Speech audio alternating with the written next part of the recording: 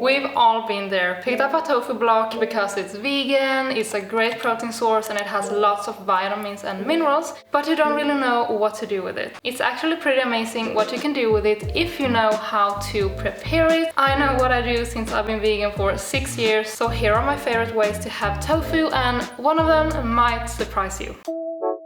So first, we obviously need a tofu. I'm using a firm one, so I'm gonna make my go-to tofu scramble, and stay with me, it is not the usual tofu scramble. So I'm just crumbling it with my hands, and I've already prepared my spice mix. It is the scramble spice mix from the app, which is very convenient because you just need a tofu block, the spice mix, and some water, and you're ready to go. The tofu is simmering with the spice mix and some water, and now my secret to the creamiest scramble. To add a few tablespoons or 1 tablespoon of nut butter, seed butter. Today I'm using tahina. This has been one of my popular breakfasts for years, especially my boyfriend's, and I'm having it on toast. As you can see, the tofu is not falling apart on the toast. Like, who wants to eat a toast when the tofu is falling everywhere? Not me anyways. You can also use crumbled tofu in sandwiches like the grilled avocado toast, other toasts, or tacos, stir fries. You can use crumbled tofu in so many ways to just ramp up the protein in the meals you're having.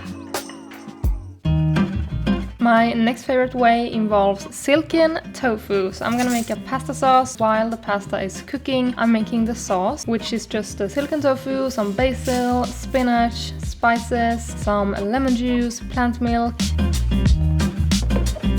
Usually I make pasta sauces with cashew nuts, and the main difference is the fat. So the protein is more or less the same if you do my cashew sauce recipes. Silken tofu is perfect if you're allergic to nuts. Now let's blend. When I first tried pasta sauce with silken tofu, it actually blew my mind because it's so creamy and you can barely, or you can't even taste the tofu taste.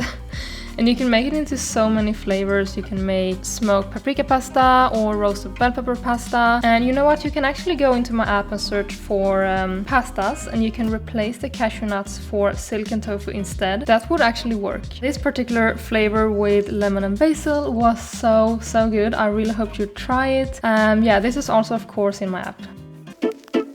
So next way is marinated tofu. I'm gonna make my go-to marinade, which works on everything. So you just need some tamari, maple syrup, onion and garlic powder, which you stir to combine. And I'm using a very firm tofu. You can press it if you want to, but I seem to never have the time to do so. My favorite way is to cube the tofu, but you can also make it into slices and then just add it into the marinade. Place a lid on it, give it a nice shake.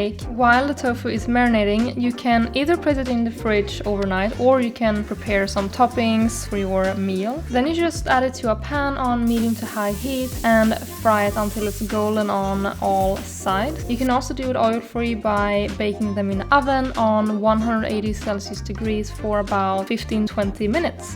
This scatter bowl is from my app as well, and this is my absolute favorite way of having marinated tofu in a salad bowl. And if you haven't tried this peanut butter dressing from my app yet, you just have to do so because it is the best dressing. I think I posted it on Instagram as well, and some of you have wrote to me that it is the best dressing you've ever tried. If you're gonna do an Asian inspired bowl, you can easily just add in rice vinegar and sesame oil into the marinade, and you'll have an amazingly tasting Asian inspired tofu. This tofu marinade basically works on all bowls, any kind of Buddha bowl, salad bowl, or any bowl that you like.